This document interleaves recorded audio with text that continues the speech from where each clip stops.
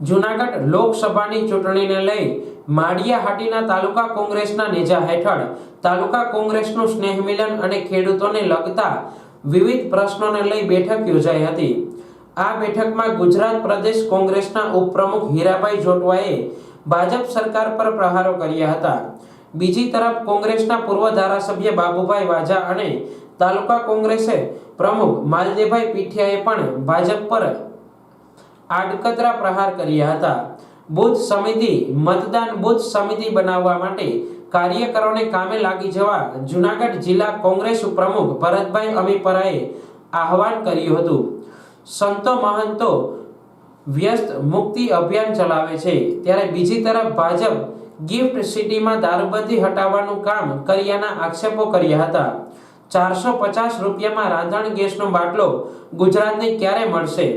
ભાજપના શાસનમાં કેટલા વિકાસના કામોના ખાતમુહૂર્ત કરેલા, કામોમાં ભ્રષ્ટાચાર થયાના કોંગ્રેસના આગેવાનો દ્વારા આક્ષેપો થયા છે। માળિયાહાટીના તાલુકાની પ્રજાને જ્યારે જરૂર પડે ત્યારે તેમની સાથે રહીશું તેવું હીરાભાઈ જોટવાએ જણાવ્યું છે। આ બેઠકમાં સરપંચો, તાલુકા પંચાયતના સદસ્યો, ચૂંટણી લડેલા આગેવાનો અને કોંગ્રેસના કાર્યકરો ઉપસ્થિત રહ્યા હતા। હીરાભાઈ જોટવા, ગુજરાત પ્રદેશ પ્રમુખ, આજ રોજ માળિયાહાટીના મુકામે તાલુકા કક્ષાનું સ્નેહ મિલન અને ખેડૂત સંમેલન મોટી સંખ્યામાં લોકોની હાજરી હતી।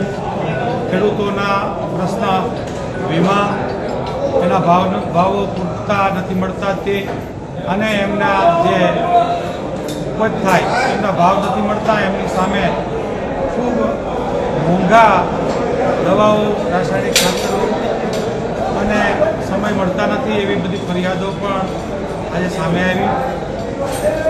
હાલ ભારતીય જનતા પાર્ટીને 156નો ધક્કો લાગ્યા પછી કોઈનું નથી સાંભળતા। એકતરફી અન્યાય, કિનાખોરી, મોંઘવારી, રાજસ્થાનમાં 450નો બાટલો આપવો, ગુજરાત પાકિસ્તાનમાં હોય એમ 1100નો બાટલો આપવો। એક વખતે એમ કહેતા કે 400 રૂપિયાનો બાટલો મોંઘો પડ્યો હોય અને 1100નો મોંઘો નથી પડતો। 55 રૂપિયાનું પેટ્રોલ ડીઝલ 35માં મળવું જોઈએ એમ કહેનારા લોકો 100માં વેચે, એ પછી પણ એ લોકોને કંઈ સમજતા નથી। ત્યારે પ્રજા ખૂબ નારાજ છે, પ્રજાનો મૂળ બદલો છે અને સમય આવતે બધા એનો જવાબ આવશે।